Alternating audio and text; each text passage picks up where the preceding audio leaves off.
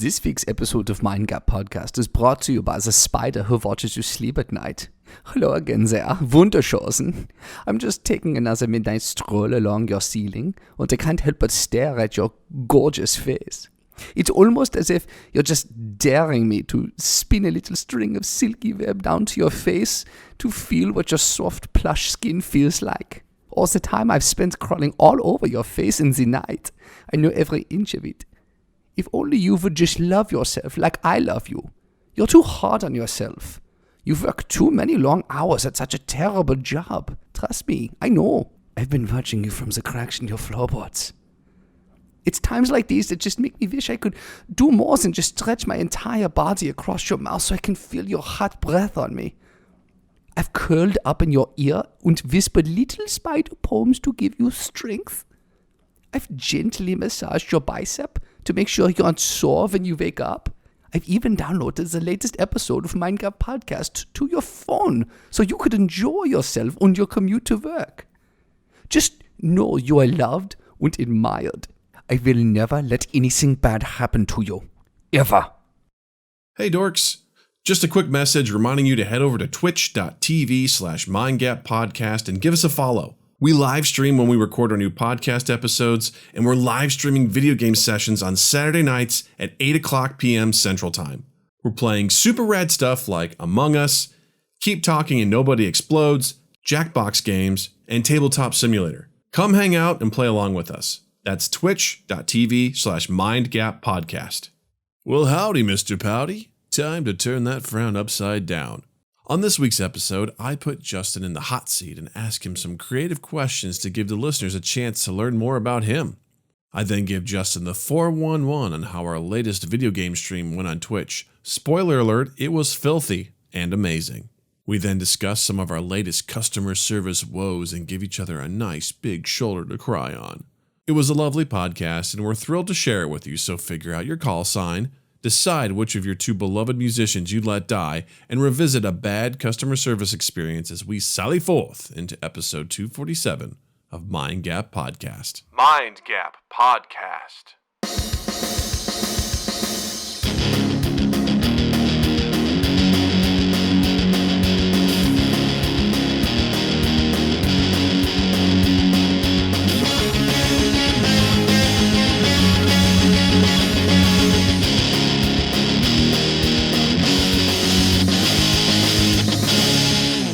Do you have the Avengers logo behind you?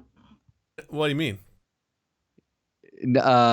I'm just looking at the stream and you have this angelic Let me just stretch my back real quick. Oh boy. I got some new wall art. You got some new wall art. It's so funny because for those on the stream right now, what you guys are seeing is not what I'm seeing. And so every time the stream goes live, I'm greeted with a brand new surprise that Doug has figured out how to do throughout the week. This is fantastic. Yep. Welcome. Oh, fantastic. You're welcome, America. And to our listeners, welcome to another episode of Mind Gap Podcast. We're so happy to have you here with us. Hello, Two Good Hips. Hello, Jervis.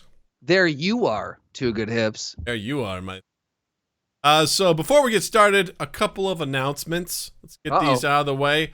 First things first, I want to do a big thank you to everyone who showed up and hanged out, whatever. They were hanging out with us on last Saturday for the Jackbox Party Pack 6 marathon.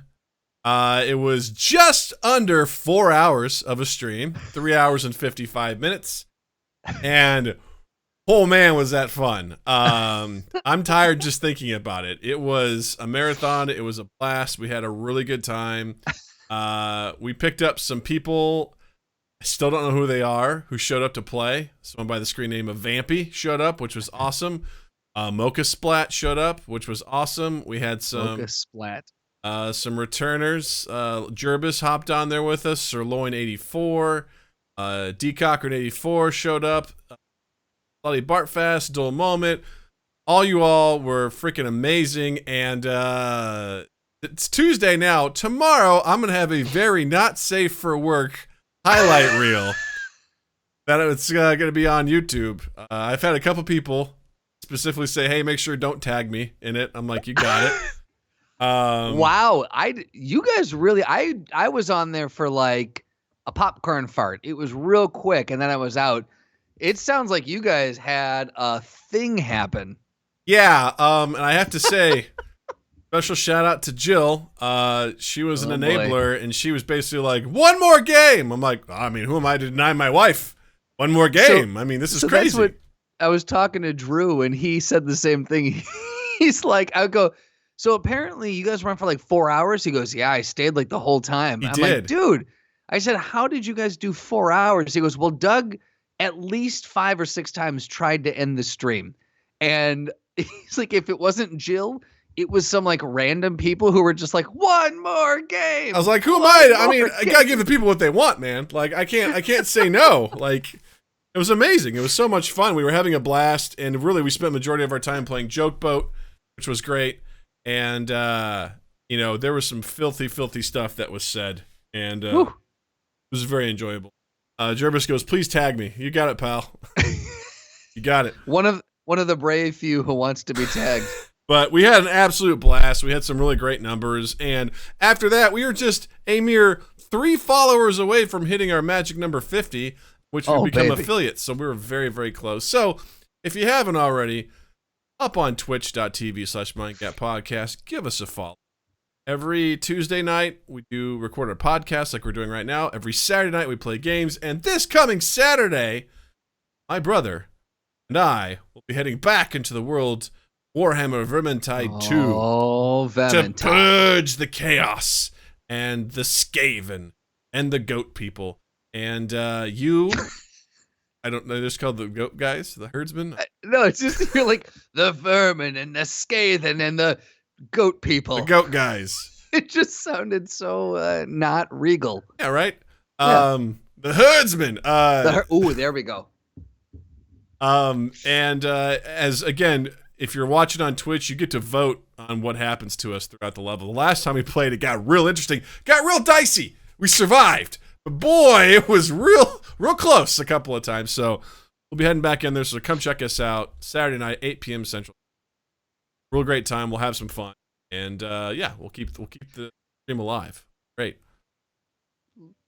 Other news, big news. Justin, do you have like something in your soundboard that's like a big time announcement sound effect? There it is, silence.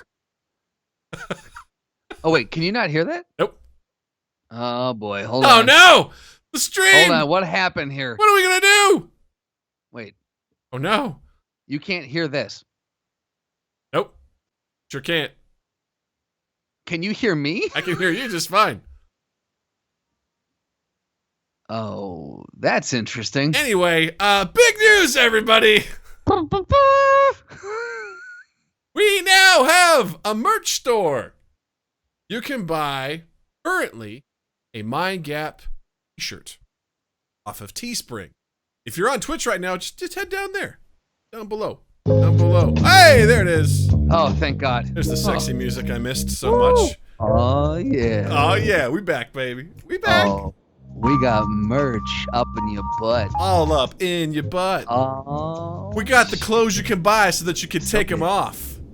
Uh-huh. We got the clothes you can buy so you can take them off.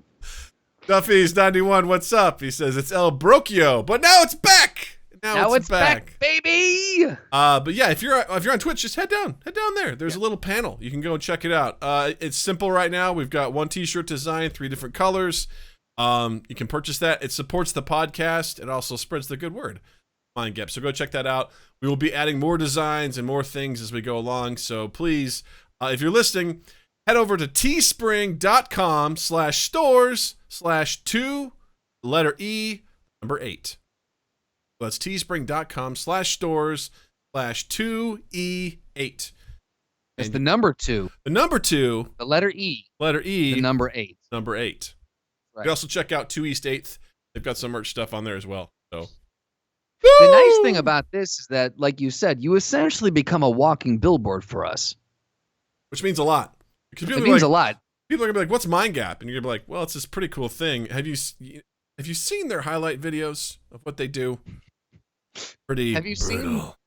Have you seen Doug and all of the cast of characters listen to Jill while she gets wine drunk and makes filthy jokes in Jokeboat? Yes. Well, if you haven't, head on over to Mind Gap on YouTube and you can. Check it out. Check them out. And that's what you can say to people, basically. Mm-hmm. Do our bidding, please. Need it. Do our bidding. So, super excited about that. I've been talking about merch for a while. I've always been scared to do it because I'm like, I don't understand how it works. So, yeah. Teespring fortunately makes it really easy. Teespring is fantastic, and we not in no way, shape, or form are we sponsored by them. But I will give a free plug to Teespring. Thus far, their business model is fantastic for people who are just kind of coming up in the game, and they don't want to house a warehouse's worth of merchandise. These guys got it on lockdown. So check out Teespring. Two Good Hips says, "I'll take a 2X." You can feel free to go on and purchase that, my friend. Right down there, just man. Just go to teespring.com/store/2E8 and you can purchase it right now. And it will be there in just a matter of time. You can even get rush delivery. You know what I mean?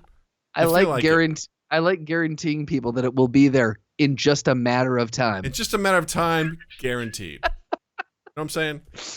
I feel you. Yeah, I'm pretty pumped about that. I think that's pretty exciting. Have that. We've been wanting it for a while. Yes. Oh, cool. But I was like, for me, I was like, oh, great. We got to print our own shit. We got to store it somewhere. We're going to have to mail it out. We're going to have to get stamps.com. Maybe they would be a sponsor. Who knows? And the logistics of what you normally would have to do with that are fucking staggering. Yeah. They're absolutely staggering. And these guys make it real simple. So I'm excited. And I'm excited to come up with new designs. Already am practicing my craft by making horrifying cartoons myself.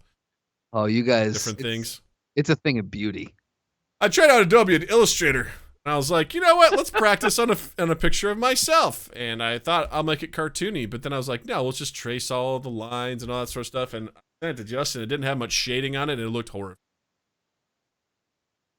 Realistically, what Doug horrifying. doesn't realize is that it's now my background on my laptop, my iPad, and my phone. So as horrifying as it is, I can't sleep without looking at it before I go to bed. There you go. So that's that. Super excited. But that being said, man, I feel like I haven't talked to you like in a really long time. I know it's only been a week, but it feels like it's been way, way long. Well, the thing is, we talk all week on GChat. Typically is how it goes. So on Tuesdays we record, and on Saturdays sometimes we'll do, the stream. But throughout the week we'll chat on GChat. I have been so ungodly busy that my GChat is barely open throughout the day. Yeah. And so I haven't gotten to be on that. So it does feel like it's been like 2 or 3 weeks since we really got to unpack what's been going on. Have you been equally as busy at work or? Yeah, I've had my ups and downs. Had some rage inducing moments. But it's just also it's been a lot. I've been just genuinely curious about different things. And I tell you what, man, YouTube's algorithm, give shout out to YouTube. And one thing that you're mildly interested in, they flood you with a whole bunch of other stuff. And actually, it's in this situation, it's been good. Good. I've been like, hey, I'm curious. Like, I want to watch this tutorial on Illustrator. And before I know it, I'm like watching all these guys actually like draw stuff, which is super cool. There was something before I got on here. I'm like, ooh, I wish I had time to watch that. It's 13 minutes. Like these essential tools in this program. I'm like, I just taught myself how to do that program. I should probably learn what the essential tools are. I was learning something about edits the other day, and I'm like, part my way through this. Actually, no official terminology. Like, it's cool. But I just been genuinely curious about stuff, and I want to know a little bit more. I've always enjoyed drawing to some degree, but I'm terrible at it. Like just abysmal. Like I don't draw well at all. Oh, I'm right in the same boat with you. But things like Illustrator allow you to kind of bypass that a little bit. Like it's definitely easier if you know how to draw because you can generate things. If you don't, if you aren't that great, you can kind of like fart around with it, and it's. See, anytime that I open, and admittedly, this is a terrible thing to admit being in film, but I am very ill experienced in After Effects. And every time I open it up, like I get that knot in my stomach and I have to poop. You know, that feeling where you're like, dope, I gotta go. And so anytime I open up a new software, it's the same. That's the same feeling. So Illustrator, I briefly peeked into it. I'm like, I can't. I don't know. It's oddly, and I have the desire to learn this stuff too, but like it just feels like it's such a mountain to get over. It's funny because I realized how much I use the wrong programs for the, which really? I gotta say is more of a testament to Adobe in that you can do kind of whatever you want and anything, but there's some that are really well designed for some things and other things like they have their specialties. For the record, Jirbis says you gotta hit that G chat. It keeps Doug going. Totally true. It's very true. Duffy's 91. You're right. YouTube is a rabbit hole.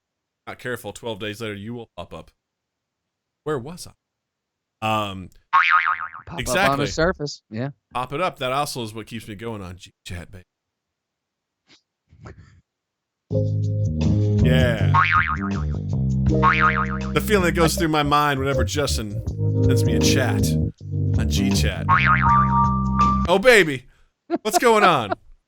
What's happening? Interrupt my day. I will haunt your butt. Exactly. I say that sometimes too to Doug. It's all from a place of love. It is. No, I mean it very sincerely. Yes. But like I realized how much work I was doing in Photoshop when really I should have been using Illustrator because it's just so much easier in Illustrator. Interesting. So what were the things that you were trying to do that it would have been easier? Because in my mind, I'm like, well, Photoshop is just like the catch-all program. Like, what does Illustrator allow you to do that Photoshop isn't as good for? It's in my mind, again, this is coming from a complete moron. But in my mind, Illustrator's good for the sake of creating, like it's almost like doing a good touch up on stuff. Like from what I've seen, people will go into Photoshop or they can do it in Illustrator. They'll do their initial drawings, but then they go into Illustrator to create those vector lines and to really make it so that it's a lot sharper. They tune it up a lot more in Illustrator. I think you can use both, but Photoshop, I guess, again, guys, complete moron that's talking right now, is kind of for photos. Illustrating doesn't have to be that way. The amount of stuff I've created in Photoshop where I'm like, man, that was kind of a pain in the ass. I go to Illustrator, I'm like, oh, that would have been way easier. Would have been way easier if I just would have. After Effects, I hit that really hard when I first got Adobe like Live Suite. I'm like, this is amazing. I haven't touched it. So it is intense. But that's another one I want to get into because I love the idea of animation. Oh, for sure, yeah. And yes, Jervis, that was Sam. I will haunt your butt. That's Sam. It was too good of a clip for us to not clip and put on the soundboard. That is a soundboard worthy clip. 100%. 100%. Yeah. Just know you could be a sound clip sometime. That's true. If you get a good enough phrase on one of them old joke boats. Yeah. Some of those things we probably don't want to play again.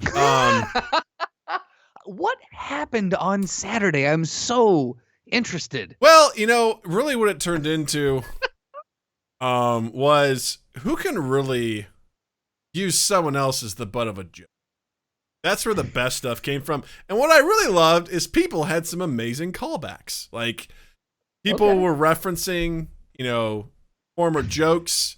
Because the way that game works is the idea is that you're on a fourth-rate cruise and you're just, a comedian. You guys are just competing with each other to get the most votes for your jokes. So it starts with people will come up with like a whole bunch of premises. You spend like a minute just typing in nouns, places, names, and things like that. And then you get 2 minutes to basically craft 2 jokes. It'll give you kind of like the setup, which is like, man, my grandma used to always say blank. You have to be like, oh, and then you choose that joke, and then one of the setups would also populate. So if I said butts, it's like, my grandma used to always say that butts were like, and then you would fill in the rest of the joke. So people would go and they would write stuff, and and then that's like round 1, and then round 2 is you then get to choose someone else's joke to rewrite to see if you can make it better. Lottie Bartfast, welcome. Yes, sex robots. That was a recurring theme that showed up in there. I think brought about by yours truly. Yeah. So highlight reel coming out tomorrow. Not safe for work. So excited. There's a couple bits I put in there. I'm like, should I keep this in here? I'm like, it's funny. I mean, it tells a funny story, so we'll see what happens. Yeah, Water Speech, welcome back. Jackbox looks like a lot of fun. It is a lot of fun. I remember pitching that game to you a while ago, and you're like, yeah, one of my friends plays that, and he says that it gets out of hand really fast. So, Fact. Yeah. Fact. That Jokeboat is no exception. Jokeboat is no boat. No. I messed it up. Jokeboat is no boat. It's a pontoon. I messed it up. It's a pontoon. It's a pontoon. Which are technically boats, but Jokeboat is no joke. Jokeboat. That's what I was trying to say. No boat. We ain't not no boats, then we can't float. Right? Sex robots. Anyway. I feel like that right there should be a little clip. Just like sex robots. Yay! Anyway. Woo! Woo! So, one of these things we're doing at work right now, sort of connect with our teammates, is we have like a daily check-in for Okay. which, for the record, I appreciate. I really don't need a hermit. This is where you operate. This is where I operate. This is your comfort zone, This right universe. here. Like, there's the amount of check-ins that we have, like, just in general. I'm like, I don't really need this, but I realize that a lot of people do. Sure. Because some people, this is really insane. But we originally would be like, hey, someone, you're going to own the meeting and you're going to come up with a topic for us to talk about. It was kind of running its course, and then the head of our team was like, okay, starting soon, we're going to do what we call the hot seat. Okay. Hot seat is you pick one person, and for 15 minutes, people get to ask them any question they want, Ooh. or as long as it's work appropriate. Boo. I'm very proud of how I got my boss to talk about something. I'm going to try the same with you. Hope Oh you're boy. ready. All right. I'm ready. Okay, so Justin, Yes. if you could hang out with two artists, I'll say artists because I'll keep it more like, if you want to do musician, that's cool. If you want to do like filmmaker, whatever, two creative people, like who would be the two people you would just absolutely love to hang out with? That's a really now alive or dead? Alive. Okay, so it has to be alive. All right. Hmm. That narrows it down significantly. I thought I'd help you. Thank you. That's still a really fucking good question, though. Boy. So any sort of artist, if I could hang out with them. Yeah, if you want, I can narrow it down to just musician. That makes it easier. Not really. Well, you know what? I'll put Glenn Hansard as one of them for sure. He's awesome. He's a Irish musician. He was in that movie Falling Slowly. The movie is Once, the main song that's came what out it of was. it, I was Falling like, Slowly, I think it's not. Oh, Yeah. It is. Good deal. Yeah. Okay, gotcha. Yeah, anytime he comes to Chicago, Beth and I always try to catch his show and go, and we've seen him a couple times. So Glenn Beck, yes. who else? So Glenn Beck is one of them, and then obviously Rush Limbaugh. Linda, Lead me up. clean me up. We need to put that in the soundboard. Oh Anyway, God, we gotta find it. So Glenn Hansard for sure. That takes care of musician. I feel like I want to throw an actor or a director in there. Right now, it'd probably be Taika Waititi. Oh, nice. Jervis says James Dean's hologram. Can I just do cheap with James Dean's holograms? It's a dude with a green screen mask on. He's just going around and like, I'm James Dean. Yeah, you'll see it in post. You'll see. I know it looks like I'm wearing just a Green Man outfit right now, but yeah, you'll see it in post. All right, so you and Glenn Hasselbeck and Taika Waititi are you won a contest. You get to hang out with both of them at the Getty Museum, LA, which is one of the coolest places in my life. You get to overlook LA, you get to wonderful scenery, and you also get to appreciate art. It's an art museum at the same time.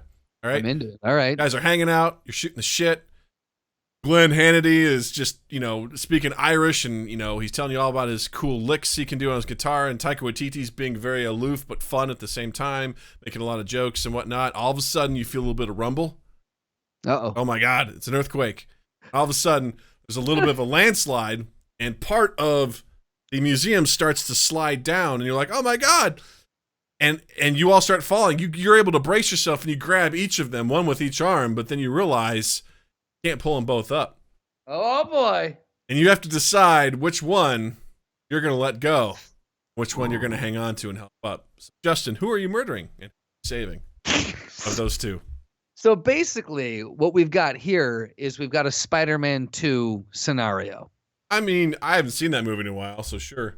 Or no, maybe is it the original I Spider-Man? like to think Yeah, The it's Good Son, if you've seen that movie with a Goblin. young Macaulay Culkin, The mom's would you holding say on to that's- Elijah Wood and Macaulay Culkin, and she has to choose her real son, who's a murderer, or her nephew. She doesn't know. Should we just say it's like Sophie's Choice? That as well. Yeah. I mean, either one. It's a tough decision. Really, what this boils down to is this is difficult. What this boils down to is Taika Waititi's going for a tumble. Oh, no! Really? Here's the thing. That's a really great question and a really tough. Jervis says, I thought the Rumble was going to be a diarrhea. Jared, I 100% thought that's where Doug was going. That's a fair. And Water Speed said same. Doug, you've become predictable. Guys, I'm coming up with great ideas for merch. All I'm saying, I feel the rumble. Like that You could feel be a a shirt. rumble. It's coming through. You better get to that toilet or else. That's right. Man, yeah, I think I would have to. As much as I love Taika, Glenn is just, there's something about what he creates that's so fucking special to me. And yeah, I'd have to go for Glenn. I really think I do. Right. Yeah. Either way, Now- you're killing, an immigrant. So I mean, want an asshole no matter what. You're welcome. So, same question to you. You're at the museum and you're with Glenn Hansard and Taika Waititi. Who do you save? I'd be like, hey, Brendel, I hear you're great, but you didn't make Thor Ragnarok. Hi, tay, see ya. Yeah, and then he would just do that. He'd be like, adios. Right. He'd say adios. Adios. That's a very Irish thing to say. No, it makes sense. Good, adios. See? It just rolls off the Yeah. tongue. It's so much better. Yeah, that's it. Yeah. My favorite part about that was That's a really fucking good question, though. I knew exactly what I was hoping would happen. Like, everything played out perfectly. I felt like Yeah. that's not a very difficult thing, but I was just like, I'm going to figure out exactly who his two favorite people are, and then I'm going to make him kill one of them. Like, that was like my goal. Like, I want to see what he does. And my favorite part was, as he was going, he was like, oh, cool. I got, all right, quick, follow-up question. And I gave him the same thing. And as I'm describing, he's like, oh, I love these sorts of things. I'm like, cool. Now you're here. And he goes, oh, no, I have to let one of them go. I'm like, yes. Choose wisely. And it was very well received. Like that. It's really, really well done. Yeah. Yeah, Because, you think you're like, oh, I'm totally going to get in for, I'm going to hang out with these people. Oh, wait, I got to kill one? No. I think it's fun because it's so easy to be like, all right, what are your greatest fears? Because I was going to use, that might be something I still use, which is like, hey, what are your greatest fears? All right, cool. Name your two biggest fears. All right, cool. Which one of these things would you hang out with or be basically subjected to for 24 hours straight? That's probably going to be the next one that I ask. The questions you ask, if like a psychiatrist had asked these, they would be trying to determine who is the psychopath in the room. And you would It's be not me. failing. It's not me. Not me. It's not me. That's what a sociopath would There's a say. lot of people that are way worser. You know what I mean? I'm Way saying? worse. Way worser. You know what I'm saying? You know what I'm saying? That's such a tough question because like you in that capacity, each of them have such a unique thing that resonates so personally with me. And so like you've got to basically like, how do you choose between two? Like you're choosing between two very, very two parts of yourself that are very ingrained with like what your personality is. So if you same question, who would you choose to hang out with, and then who would you save? See, Justin, have you thought about it yourself? I'm not there. So, question. No. You're not where? Well, the thing, I'm not at the observatory, man. I'm not at the Getty. All right, it's not there. It's not going to happen. You're standing at the mouth of Mount Vesuvius. I've actually got a better one for you too. You really are dodging this question. Okay. No, it's funny because you thought about this. Tom DeLonge. Bye. And wait. See ya. Who else? Who else gets to live? Alex Jones. Oh boy. So you're flipping it. It's like, who gets to stay? Well, right. Alex Jones, I mean, he's had a lot to eat. He's had a lot of meat in his system, so he's feeling a lot heavier anyway. And that guy definitely needs. Tom DeLonge can at least hang out. At least he's contributing some sort of relatively okay music. So, and apparently with the UFO stuff that got released, allegedly when it got released, it was sent to Tom DeLonge. I don't know if you heard about this declassified UFO stuff from like 2017. Is this new? Well, I mean, I think it was like a week or two ago. No, I've not heard about this. I think it was the Pentagon declassified some footage that had been their hands classified since I think 2017 or 2018. Okay. It was like, I watched it and I was like, yeah, it looks legit. But like one of the things was that because Tom DeLonge was trending on Twitter and it was like he, fuck. That's never a good day when Tom DeLonge is trending on Twitter. I was like, oh God, why how Tom, there's like all these memes like how Tom DeLonge must be feeling knowing that he was right. And I was like, fuck. But that's just one thing. Yeah. Water Speech says Tom's full of shit. My father-in-law hates him. I'm not a fan either. But you know what? I'll say this much. Song came out in November. I already forgot the name of it, but it was on. I was watching it for a while and I enjoyed it. It was a decent song. I usually don't like Angels and Airwaves. I kind of just like Tom DeLonge.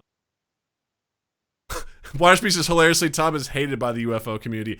Really, what solidified it for me is when he went on Joe Rogan's podcast and made a complete fucking ass of it. Like I couldn't even listen to the whole episode. Yeah. Joe was just like, wait, hold on. What? He was like just really poking him, prodding him. And there's one particular situation where Tom was saying that a guy from the CIA or some sort of high-level military person wanted to meet Tom at an airport, like to discuss stuff about getting him involved. And even Joe goes, wait, why would a high-ranking government official want to meet you, a rock star, at an airport to talk about aliens? And Tom was like, well, I just have this avenue of reaching people. And it's like, this is UFOs, man. This isn't like demographics. Like, you're pretty hot with 18 to 34-year-old males, in North America.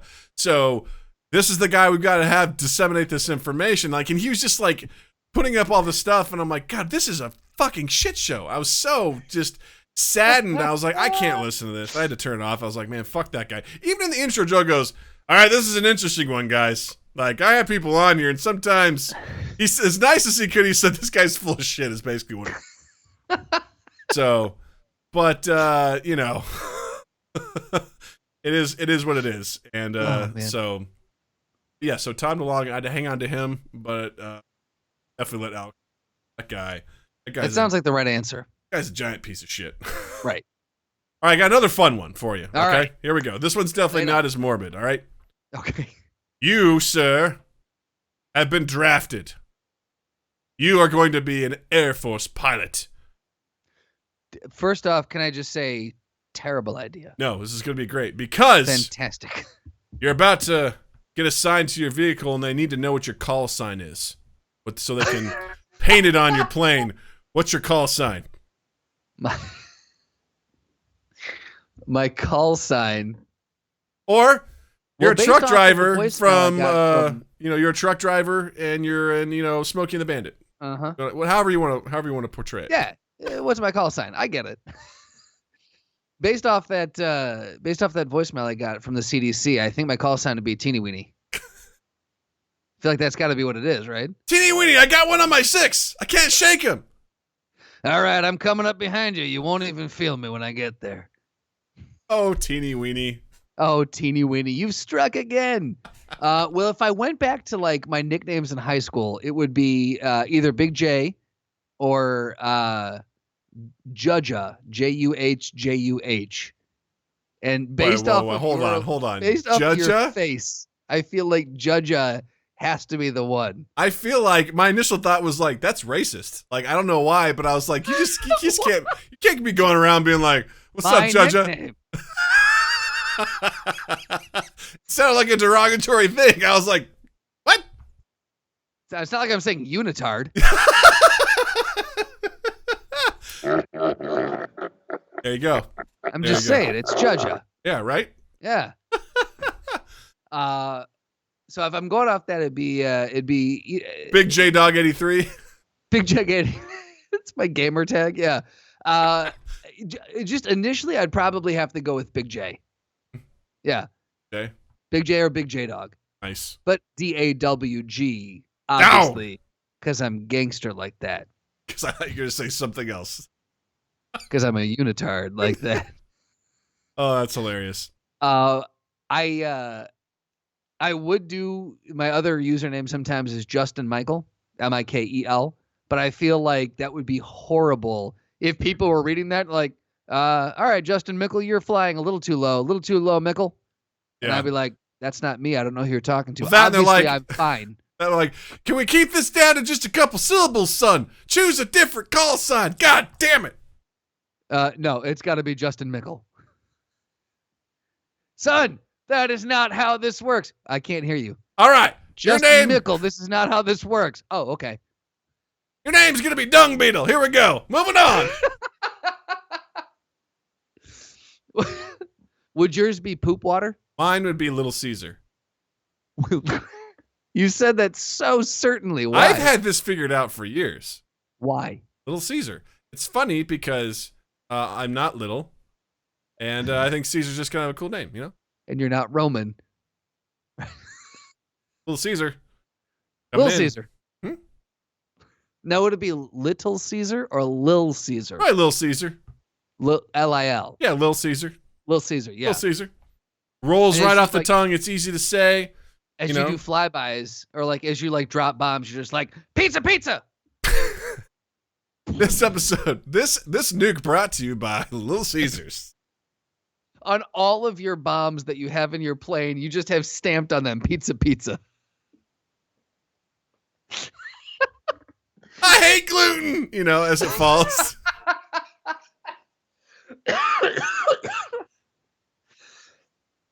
Oh my God. So Little Caesar would be yours. That's interesting. Caesar. Because you did. So have you really had that for a while? I thought that poop water was the first thing you thought would come for me. Well, I was still on the diarrhea train, so. Burm, Yeah. I couldn't get to the soundboard quick enough. Whew. Yeah. Let's see. Slutty Bartfest said, of the releasing of the UFO footage, he said it was a classic, hey, everybody, look over there moment on the government's part. Yeah. And then he agreed pizza. Pizza. Yeah. So those have been some of the fun questions I've been asking people. So how have your colleagues been responding to those? Because I have to say, legit, those are very well thought out questions, and they rock the boat on these typical like, hey team, let's get to know each other. Yeah, typically here, okay, you've got the mouth, the butt, and the vag. Which one are you going into? It's like, I want to get away from that. I want to get to more interesting stuff. You're part of a human centipede. Are you the front, middle, or back? Yeah, right. Typical bullshit. Describe why in 30 seconds or less. Right, exactly. Yeah. I just like to sort of like boring. shake it up a little bit in the sense of, well, first of all, there's something very enjoyable about like, tell me what you love and now kill one of them. You know what I mean? Like, that's very enjoyable to me. Well, the thing I love about that one is that it's such a fucking curveball. Yeah. Like, people don't ski that. You lull them into this false sense of security, and then you just fucking take that left turn. I love that. What's great is Bailey, who was on the podcast not that long ago. I love it because she's in these meetings, and I'm watching her. She's on mute, and she's going... She's like freaking out. When I did the call sign one, she goes, hang on to that one because I want you to ask me that when I'm on the hot seat. That's and it's very fun to just sort of like, see that sort of stuff. I was on the hot seat and I very much enjoyed it. They asked really good questions. But my favorite one was we only had like a minute left, and this person, she hadn't said much, and she goes, "All right, she said you get to commit one crime. What is it?" Without skipping a beat, I go, "Grand larceny." Next question. What even is grand larceny? Everyone just goes, "Well, I think we should just end on that one." Like, it'd be funny if I was like, I'd say murder, but I've already done that one, so grand larceny. You know, like just. And I can't get charged for it again. You can't. No double jeopardy, motherfucker. Double jeopardy over here. I've seen the movie with starring Ashley Judd. So, do you know what grand larceny is? It's like big theft. You know? Big theft. I think that's what it is, right? Grand larceny. Your Honor, my client is being charged with big theft. Theft of personal property having a value above a legally specified amount. I think that sounds vague, as most law things are.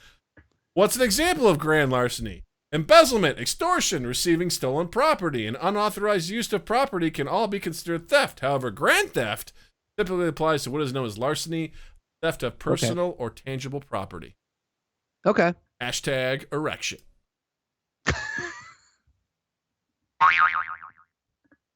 Yeah. You got it. Would it really be grand larceny, though? I mean, I don't want to kill anybody. So, but if you could get away with it. No, don't really want to do that because that's still on my conscience. You know? I feel like I could think of one or two people who I'd make an exception for. I mean, I don't want to do it. You know what I mean? Like, I guess maybe if I was like a co-conspirator, maybe, supposedly, but I don't want to be the person to like, you know, choke them until the life comes out of their eyes. You've passed the test, by the way. I was still trying to figure out whether or not you were a psychopath, and you've passed. Thank you. Congrats. Yeah, I just, that doesn't I sound played like the long game on that one, and you passed. Yeah. That doesn't sound interesting at all to me. I feel like, grand larceny sounds fun, but I would want it to be like in the form of a heist. Yeah. I'd want a little action with my grand larceny. Action. I want it to be easy. Really? I just want it to be easy. I don't need the thrill of this. Then why even do it? Because I don't want to. That's the thing. I don't want to do it. They're like, you have to commit this crime because it's part of this thing, this would you rather. I'm like, all right, I guess. Let's make the most money for the least amount of effort. You know? I'm practical Doug here, even when I'm a thief. That's fair. Like, that's absolutely fair. I mean, again, if it's a risk versus reward situation, you know, Water speech, that is categorically false. He says Doug wants to push a button on someone deep down. I really don't. Maybe. Because there's that thing, right? I mean, there was the movie that was like every time you pushed a button, you get $1 million, but someone dies. Oh, yeah. Was it Cameron Diaz? Was it that one? Yeah. Water speech, it would be easy. Jesus. Terrifying. Is Lucifer hanging out in our chat over here? It would be easy. You just push a button. Like, yeah. All you've got to do is push the button. This got real. Speech. Yeah. Yeah, because there's also, I think, a scientific experiment where I think they had it so someone was pushing a button and it was like electrocuting somebody. Okay. And each time it was whether or not someone would follow instructions, regardless of whether or not they were harming someone. And people were pushing the button and they would hear through the vent someone screaming, like in pain.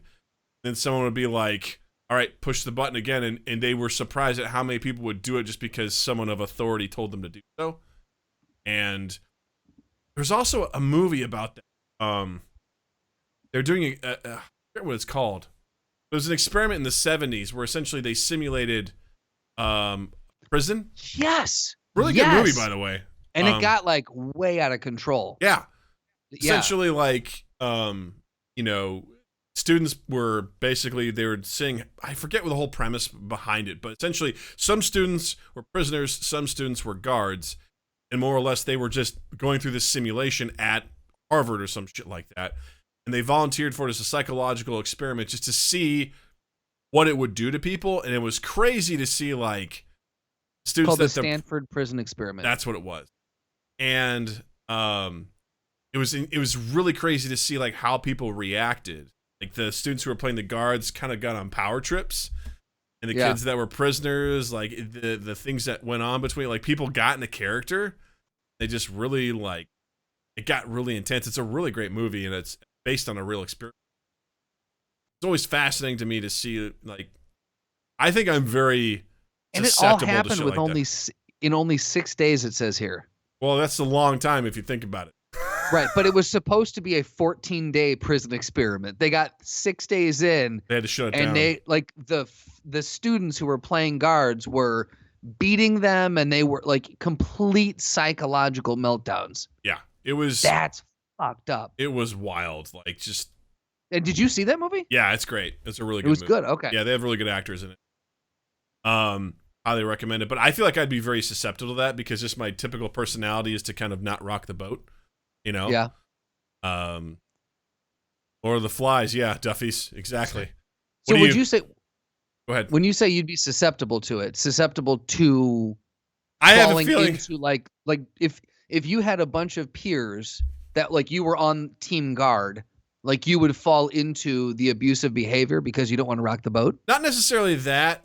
I would think if someone's like, "Hey, push this button," you know. Okay, I have a feeling take the stakes down a little bit. I have a feeling that if someone watered it down and they just kind of pressured me a little bit, I have a feeling I'd give it. Yeah. I'd like to think I'm better now than I was 10 years ago. A lot of ways, like I found myself situations where I'm like, you know what, that's not cool. I think I need to say something, you know, so I write an email. But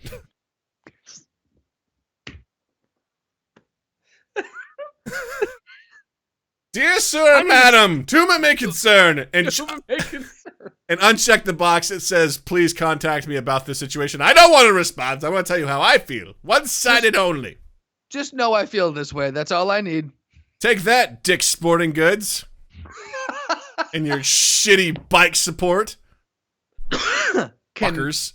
I feel like there's a story here. Yeah, it's true, you dicks. Ah. Yeah, I wrote him an email. I was like, your people aren't very good. Don't contact me. Bye. I'm never coming back. But I felt so good because here's the thing. In that situation, I'm like, no one's going to do anything. And I don't want a half-assed gesture of like, here's a gift card. I don't want to go back to your store. Like, right. I literally wrote in there, I go, I've been in customer service for a really long time. I feel like you need to know that I've been there twice now, and both times you guys sucked bad. Right. Like, really, really bad. And I have no interest in ever going. It ruined my experience. It ruined the reputation of that organization. Like, I don't ever want to go back. Has that happened with any other either vendor or company or anything like that, where you've had such a bad experience with them that you're like, you know what, I'm going to say this and then I'm never coming back, and they've like permanently lost your business. I thought I did that with Halal Guys, but sure enough, I went on back. They really did. They have good food, man. Like, because here's the thing: if someone has a good product, I'm willing to endure some bullshit. I may be resistant to it. I may not go running back there, but I'm like, if you got good food, you got something really good that I like, back. One of these days, I'm coming back. Like, but with Halal Guys, I had horrible customer service, but I'm like, no, like, just when they reopen, I'm like, hey, it's under new management. It's probably better now, and it has been. Yeah, I don't know, back in a while, but for a long time, I was anti. Bank One became, I think, Chase Bank, didn't it? Yes. I think that's how it went. Yeah. Bank One, when I was with them, somehow, because of something they fucked up, my social security number was like compromised or something. Like someone else had my social security number and was claiming that it was theirs. My accounts got frozen. There was this giant thing, and it was right after I moved to Chicago. And I was so anti Bank One. And then when Chase bought them, I'm like, and fuck them too. And and so I went to every possible other bank, and I was with Washington Mutual, and Washington Mutual got bought by Chase when they went under. And finally I was like, all right, I'm back, I suppose. All right, here we go. And then Beth and I got married. We joined our accounts, went to Bank of America, and I'm like, fuck you again. I'm out. But that was something where I've never let that go. And like every subsequent company that has been part of that, I've just been like, I don't feel right about it. I don't trust you. Yeah. Yeah, I try to be better with that now because it always comes down to, is this worth having a battle? You know what I mean? Is this the hill you want to die on? Is this where you're planting your flag? Is this the one where this goes? And there's certain times where I'm like, that's cool. I'm just not coming back. You know, lost my business. A long time ago, boss of mine said, it's really important that you give feedback. People, even if you have a bad experience, especially if you have bad experience, because you need to let them know what's going on. And I agree with that to a certain point, but there's also a certain point where I'm be like, nothing's really going to be gained. Like, what am I going to do? I'm going to walk up and be like, you guys suck. And here's why you suck. I don't want anything. I'm just here to tell you guys suck. Okay? Have a good day. Adios. Just like, I've been on the other end of that where people are like, I've had a bad experience. And I'm like, I'm not even saying it's necessarily you, the person I'm talking to. I'm like, but this sucks, man. Yeah. And I just feel like I'm complaining. And, you know, it's useful. That's why I feel like in that specific situation with dicks, like, I feel like it's more useful that I send an email because I'm going to objectively list what happened, give dates and times, basically be like, this happened. I didn't enjoy myself. You guys made buying a bike one of the most difficult things in the world. Sure. And that's a fucking shame. Like, you guys made me feel bad for trying to buy some of your products. Like, when you make me feel bad for buying something, like, just fuck you. Like, get out of here. They shamed you? Or... So here's what happened. Let's do it, Doug. Let's do it. Jill and I were going to buy bikes. Found what we liked at Dick's. Went over to Dick's, and we got our bikes. And at the bike station, like, there was 2 guys there that were doing orders. They were fixing bikes and shit like that.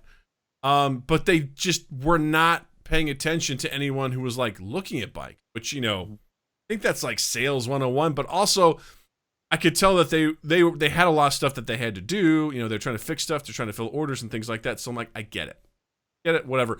But I legitimately needed someone to help me, like, with a bike. I haven't owned a bike since I was a kid.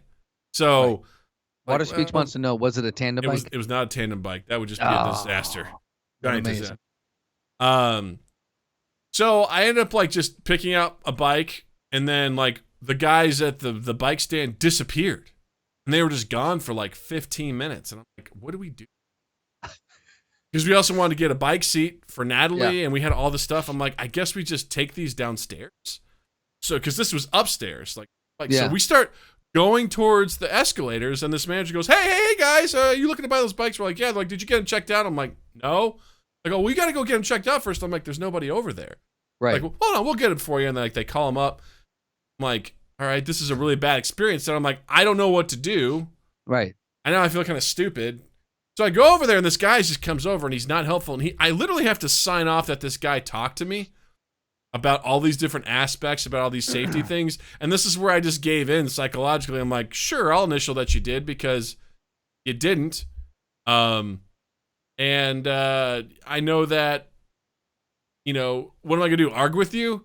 Because obviously the guy had no interest. I'm like, what am I going to say? Hey, you didn't explain this to me.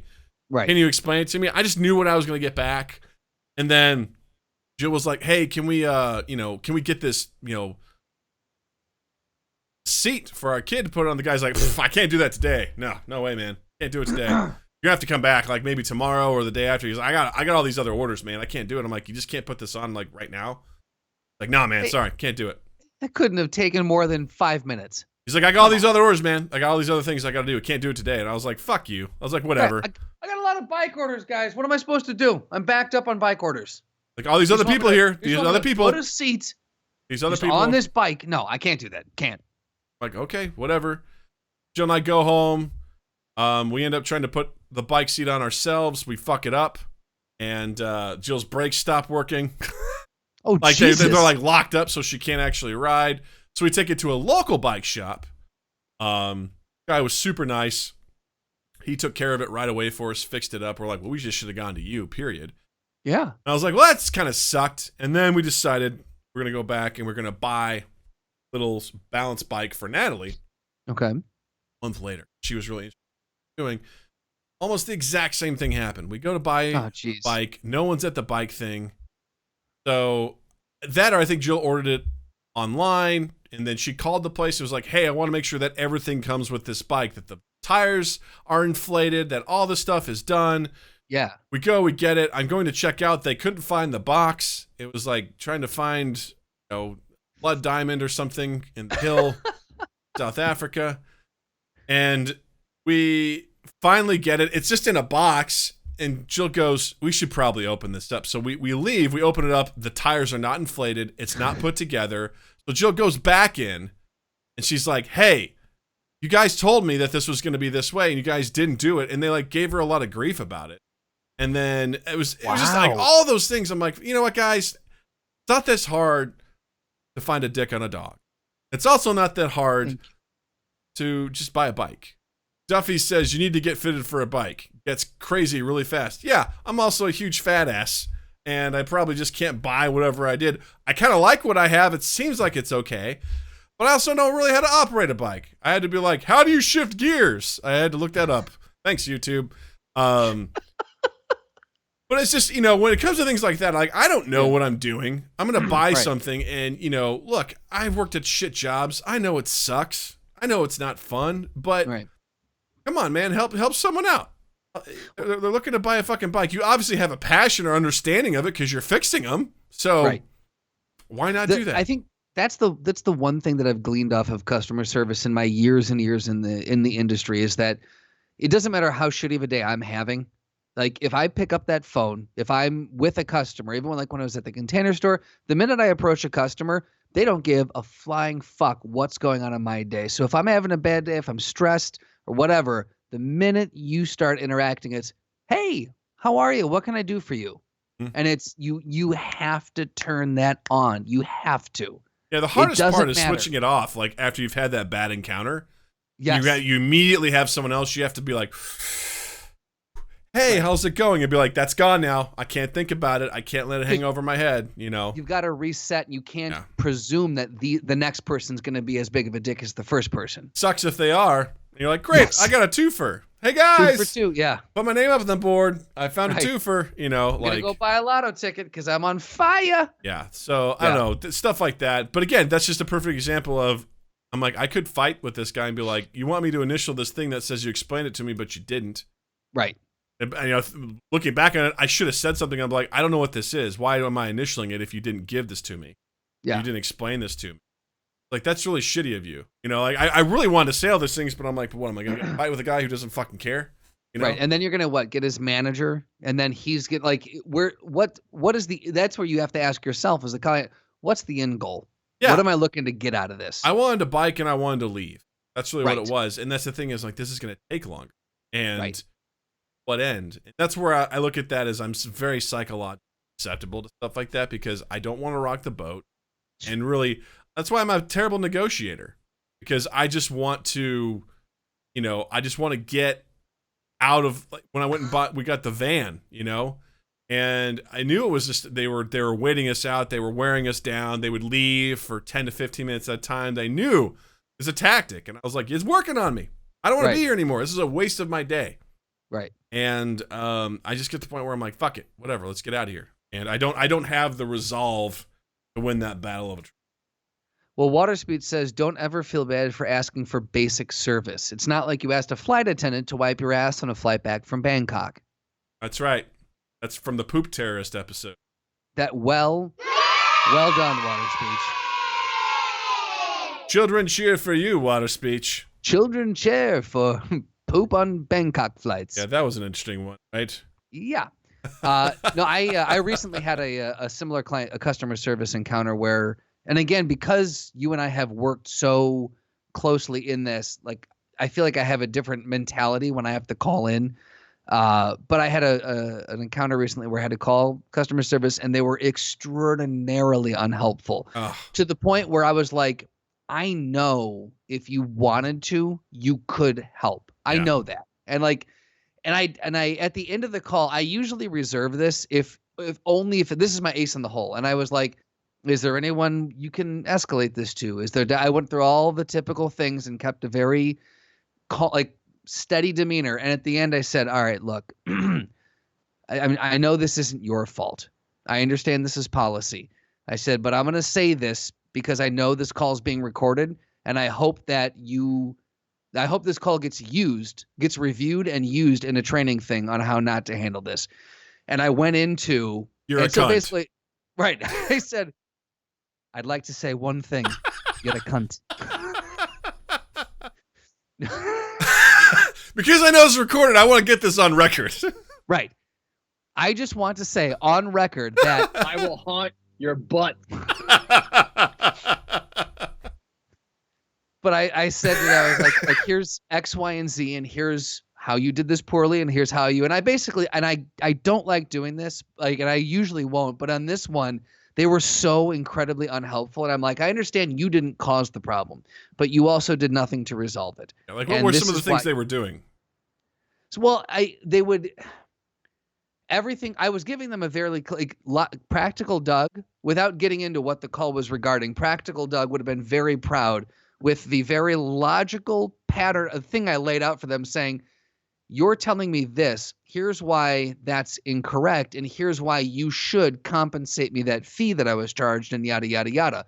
And it was a airtight fucking argument. And they would just go, well, well, if the thing is, based off the policy, and I was like, don't quote the policy manual. Like they kept going back to like, well, based off our policy, this and this and this. I'm like, again, I have been a customer of this product for coming up on 10 years now. I consistently, I'm like, there's a difference. It was just one of those, like, it's hard to, without getting into specifics, it's hard to talk about what it was, but they just kept basically quoting you could tell they were flipping pages in a book, like a choose your own adventure novel. And like, if the client says this, turn to page 4. That's tough. Turn the page. Right.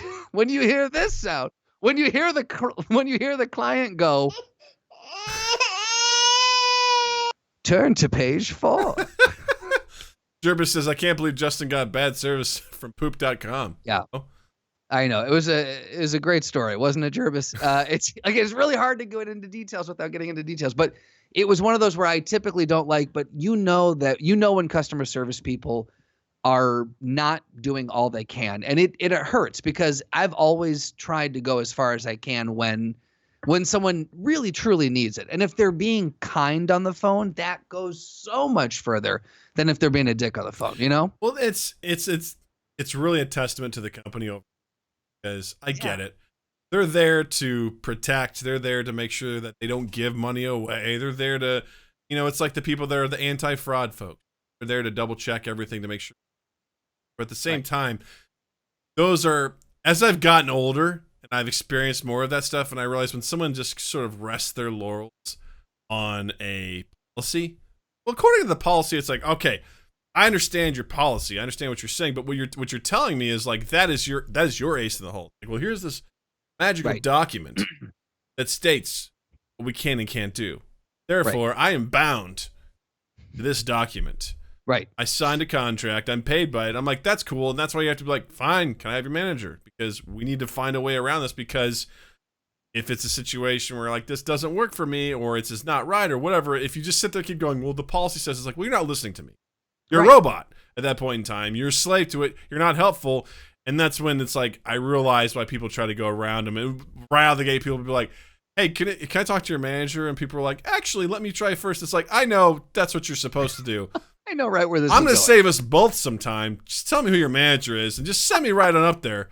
And we'll be good to go, because I'm going to waste your time. You're going to waste my time. We're going to go there anyway. So just take me to your manager. That'd be great. Thanks.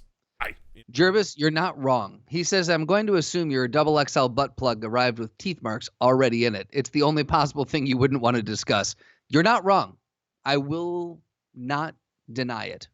I mean, so there's that. When my stuff comes with, what's the worst thing you could get in the mail?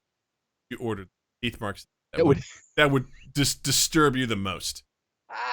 That's a great question too. Just imagine that, right? You order a brand new laptop, it comes and there's like bite marks on it. Teeth marks on a laptop. And you're just like, and it's clearly someone went, ha ha, because then I'm like,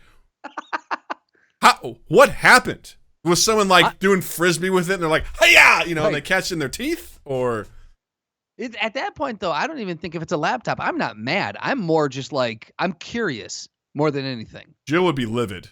Jill would be livid? She would get out a lighter aerosol can and be like, "Where's the building? Because we're gonna burn it down." Like, why is there teeth marks on my thing? Like, a butt plug would definitely be one of the things I would be very upset about, or I have been upset about. Either way. Water speech says an apple. Yeah, not cool. Anything food related would be pretty bad. Anything baby related? Yes. If I ordered like a pacifier for my kid, and all of a sudden, clearly someone's bitten into it. You're like, what the fuck? Like, would not be thrilled with that. If I ordered like jeans, like pants, and they came with just like teeth marks on the crotch area, that makes it so much better. It's like, I don't want whoa. This. No, thank you. It's like not torn, but there's clearly an impression that's there. Where it's like someone must have like left it in all night, just like clamped in. They're just like,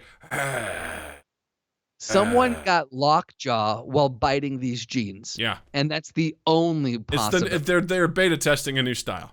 You know. I love it. Water speech. That's high fashion. Duffy's 91, slightly used. You know. I'm trying to think what I've ordered recently. He's ordered a canvas print of your wedding photos, and there's a bite mark on your face. Photos also very strange, right? Very odd to have bite marks. You know, I would argue that it's odd to get anything delivered. That's what makes it fun, though. Yeah, that's what makes it fun. Like, I don't know, a box of cereal. There's just like clearly a bite mark in it, but not enough. Again, it's not torn. It's just like you can clearly see that someone. It's almost like how a cat or a dog gently grabs the nape of the neck and carries their animal along. It's there, and you can see there's a mark, and you're like, "What the fuck happened here?" You're like, wait a second. What's the story? Pack this box with their mouth? You're like, I had to walk the whole length of the warehouse. You know? Yeah, a toothbrush. How would you have I guess on the handle, maybe? Sure. Or if the bristles looked like they had been chewed. Oh, yeah, that would be unfortunate. Yeah. It'd be hard to tell. It'd be really hard to tell. You buy a car. A Baker's Square pie. This episode brought to you by Baker Square and their pie. What about like a car? You buy a car and on like the dashboard, there's just clearly, you're like, who got curb stomped in here? Like, what happened? Like on the muffler, you can clearly see on the top. So someone full deep throated the muffler and just grabbed onto it with their teeth because it's all around. The muffler's actually clamped. It's weird. It's pinched in the middle. Baseball bat and an aluminum baseball bat. Jared said a Mind Gap t-shirt? Question mark? Available now. The carrier at Amazon ran out of hands. They trained to carry things with their mouths. Give them a break. Your DNA swab test. Ooh, that's a good one. A pack of, I think we'll leave it at that. Not punctured, but clearly someone's left an impression. But clearly, well, you've left an impression. Well played. You know what? I'm taking the risk. And that's how Natalie was born. Da-da-da-da-da-da.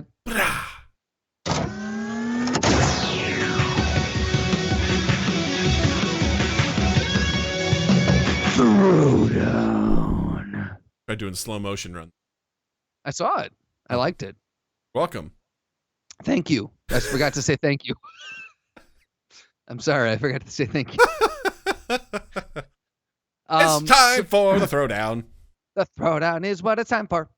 I went through a couple of these, and I wasn't too thrilled at first, but then it started getting good. This superhero generator that you pulled up the other week brought up a couple of interesting matchups, and there's one here that I think is very, very interesting. Mm-hmm. So today's throwdown is going to be Ghostrider versus Punisher. I feel like Ghostrider because he's got the power of the devil. That boy's got the power of the devil in him. That guy's got the power of the devil. I mistook us. Yeah, that's the one. Oh, that's the same one you're using? Yeah. Because on the one that I pulled up, it has Silver Surfer versus Silver Surfer. Discuss. Along with Professor X, Hal Jordan, Iron Fist, and Kitty Pryde. The thing that makes me say that the Punisher would be able to stand up against is that the Punisher has gone up against people with superpowers before. Even though he does not have, he's very extraordinarily tactical. And what does Ghostrider have? Sure, he's got like a possession type thing-ish. He's a fire ghost. I don't know. He's based off of the Nicolas Cage movie. I know that he's got a chain. He was a stunt jumper, and he sold his soul. Yeah. Hottest. Ghostrider's powers in the ranked. Got a motorcycle. That's apparently a power. Yep. Superhuman strength, stamina, and agility. I feel like every super. Right. Spirit alteration. I don't like that. Nation from guys with that. Empathic detection. What? Ghostrider's empath abilities allow him to detect and decipher the sinful from the righteous. Punisher's in trouble. Here's the thing. If Ghostrider needs that ability, Ghostrider's an idiot. Well, I mean, he can tell, like, real quick by looking at someone whether or not they're like, he's like, you bad. I'm going to get you. Maybe he looks at Punisher and he just goes, oh, too bad. Occult knowledge. Knowledge of the occult allows Ghostrider to manipulate certain spells, whether economical. Demonic. Ooh, I like the dynamical spells. Supernatural awareness. Okay. You can sense supernatural occurrence near him. Regenerative healing. Invulnerability. That's weird. This one has a picture of him. Looks like the Punisher. Oh, really? Yeah. Oh, okay. Bullets melt within flames. Most blunt instruments won't phase the rider. Anything non-magical won't even leave a scratch. So I think I'm just going to stop it right there. Cool. And be like, I don't think the Punisher has much to offer against the old... So is this a bad throwdown then? Because if so, I can come up with a better one real quick. Soul manipulation, sin manipulation, hellfire chain. Yeah, I feel like... cool. Like, this guy's got it covered. So today's throwdown is going to be... Po from Kung Fu Panda versus Michelangelo from the Ninja Turtles. Ooh, I like this. Obviously, it's Po as a fully realized dragon warrior. 100%. It's not Po when he's still the goofy, lovable. Sir Lauren had a good suggestion. The question should be Nicolas Cage characters versus another Nicolas Cage character. Put a pin in that one. That's like dividing by 0. You can't do it. We will all implode. It's no not solution. A good thing. No solution. Yeah, no solution. Are you trying to kill us all? Oh man, You've angered the gods. Literally just farted when you did. Crazy. Okay. I feel like this is interesting because they're both like obviously Michelangelo's got the armored shell. Po has a fatty stomach that sort of like protects him as well. Michelangelo has nunchucks. Both trained by rat-like creatures. Very true. But I would say that Poe's got the move with the pinky he does that explodes villain in the first movie. He can catch him. So he's got more of a supernatural ability. It's a skill that he learns, and he's also showcased that he can use weapons, but he's obviously best with his fists. See, Michelangelo still has to close the distance even with the nunchucks. True. So true. I feel like this is a tough one. I think it's one of those situations where if you do just a lot of simulations, I think Po wins more. Michelangelo. I feel like because I feel like Po can tap into more of like this spiritual element of the martial arts. Mm-hmm. Like we've seen him like conjure it's a little bit more mystical than the world of the Ninja Turtles. Well, I was just saying, that's one of the funniest things I've ever. It's a little more mystical than the world of the Ninja Turtles, who were born from ooze. Make a note. Clip that. Yeah. Because I think also two 36-year-old men having a conversation about life. Sad one. Yep. But Poe also takes Kung Fu extremely seriously. He's a huge fan. It's like a giant passion of his. So that's what I think makes it so interesting in Kung Fu Panda is he knows all that stuff because he studied it. And whereas Michelangelo, he can do ninjutsu and things like that. And I suppose he understands it and whatever. But he likes pizza. He likes skateboarding. He's the goofy guy. You know what I mean? Right. So I think that because of Poe's dedication, even, beyond, I haven't seen any of the other movies, but I mean, he's got a sheer will and passion for fighting and for Kung Fu. And I think he's going to win out more often than not. I think Poe is the winner in that. So you're saying, well, hold on now. Yerbis goes, Poe versus Did you call him Mikey. Yerbis? Yerbis. Yeah, I did. It's the Norwegian coming out of me. Poe versus Mikey as an eating contest. Maybe they're eating pizza-flavored pot stickers. Poe wins. Really? Look at Poe. He's a fat panda. That guy knows how to eat.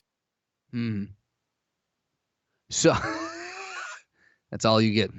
So you're saying Poe for the win because he is extremely dedicated and he has a mystical side that he can tap into. He's more dedicated to his craft, and he, despite lacking weapons, I think I would say that their martial prowess is on par with one another.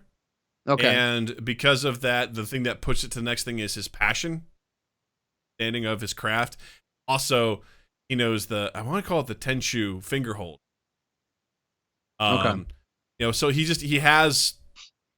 understands that to a level that he is like a mystical kung fu warrior that really puts him over the top. Bring it home, Doug. Jervis goes, when did a Norwegian come in you? Well played. When so did we're they? saying Poe for the win! Poe for the win! So, would it have made any difference, 32nd round, would it have made any difference if I said Poe versus all four of the Teenage Mutant Ninja Turtles? I don't think he wins that one. Really? Okay. I don't think they're all very good. And I think one-on-one he's fine with any of them, but I think you put all four of them, I don't think he wins. So even 2-on-1, you think he's still going to hold his own? But I think that may be too much. That may be too much. Because I think it would be interesting to see, but definitely not 4. I don't think he can beat. Dig it. Well, there you go. Gosh, you guys keep giving up some good ones. Ninja Turtles versus the Furious 5. God. Rafi would have gone beast mode. Yeah, probably. He's an angry fuck, That's true. That's true. That's a true. That's a true. Boy, that's a true. So, Justin, what have you got to recommend this week, Al?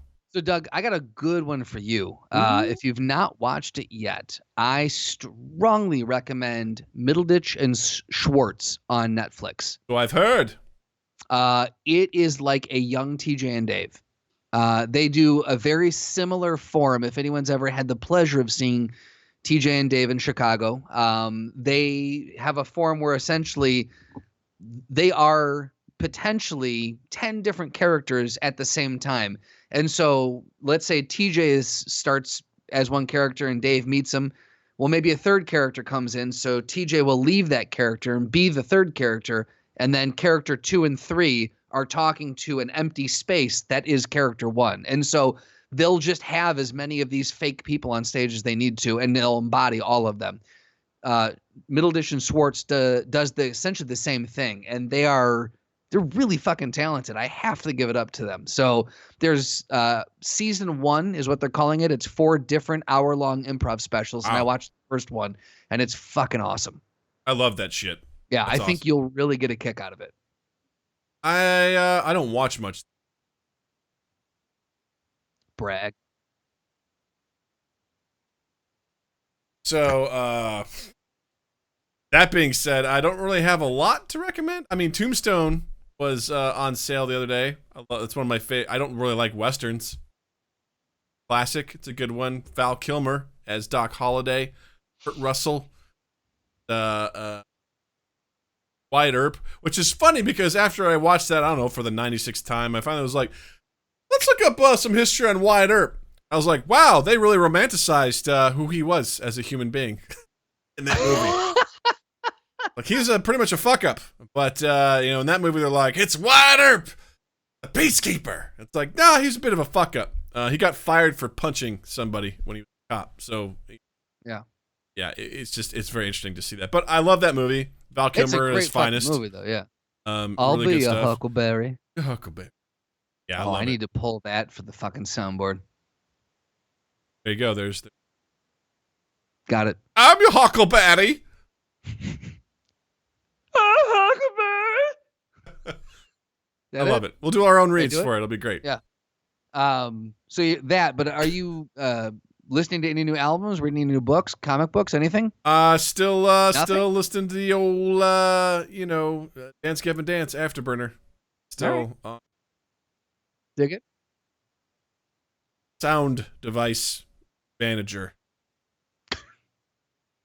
Guys, we talk. Yeah. We talk. Jackbox Party Pack 6. Real hoot. Highly recommend that. On that note, gang, don't forget to follow us on Twitch. We're doing another live stream, video game live stream, on Saturday, May 16th at 8 p.m. Central Time. My brother and I shall be battling chaos and Skaven and goats in Warhammer Vermintide 2. So, come hang out, vote for what happens to us as we delve into the dark world of Warhammer, and vote for what happens. Vote what horrible things show up. Vote whether or not we get health, whatever, stuff like that. You guys can even, if you want to influence, tell us what characters we should play as. Make it harder. By all means, let us know. It'll be a lot of fun. So that's Saturday, 8 p.m. Central Time. Also, if you're listening to this on the podcast, thank you for listening. Yes, Water Speech, you do decide our fate. If you're listening, go check us out on Twitch. It's twitch.tv/mindgappodcast. We're just so close to becoming affiliate. A couple more follows. Be right there. So please head on over, watch us on our streams, hang out with us. It's a time. Also, don't forget to check us out on our YouTube channel. Post highlights from the podcast, highlights from the Twitch, plus any other do. Time. Then follow us on all our social medias at Mindgap Podcast, Twitter, Instagram, Facebook. And one last shout out, we have a merch store. So head over to teespring.com/stores/2, 8. Got t-shirts right now. So we'll be adding more as we go along. If you're on Twitch, just head down below. Down below, we've got a little panel you can click on. Check out our shirt. And enjoy, spread the fine word while also supporting the podcast. And let us know if you've got an idea for a design or an article of clothing. If you got a real good idea and it tickles our fancy, we might just make it. I don't know. Justin, where can people find you? Or where can they find a Norwegian in you? On Instagram and Twitter. At Justin_Michael, spelled Mikel. It's the fun way of spelling it. And while you're in the online realm, check us out on Apple Podcast, on Stitcher, on Spotify, and on Google Podcast, wherever you can find and consume the pods of casts. And then you can share us around, subscribe to us, rate us, review us, all those things. The big one, of course, is sharing. Just copy the link and share it out. Let people know that you listen to us and that they should too. It means a lot. And then 2east8th.com/mindgap. And then also, don't forget 2east8th.com/short script contest. We're still running the short script contest. We're giving 2 tiers of feedback for your short script if you submit it. And then we're going to be picking up to the top 5 best scripts that we get submitted. And we're going to help actually produce those for some lucky little screenwriter. And then also, I forgot to say, Chris and Matt, this Friday, the 15th, are going to do the Chris and Matt We're The Chris and Matt show, we're fine, or we're doing fine. Basically, it's a quarantine at home version of the Chris and Matt show with some of their best sketches from the last 6 live shows that they've done. So check out the Chris and Matt show, Chris Vellucci, Matt Lamson, and you can find where that's streaming. And it should be a good time on Friday, the 15th. Right on. Whoa! As always, thank you, listeners. Thank you, Twitch. Thank you, Justin. Thank you, Douglas. And everyone, stay safe, be well, have a dandy fucking week. Mind Gap Podcast.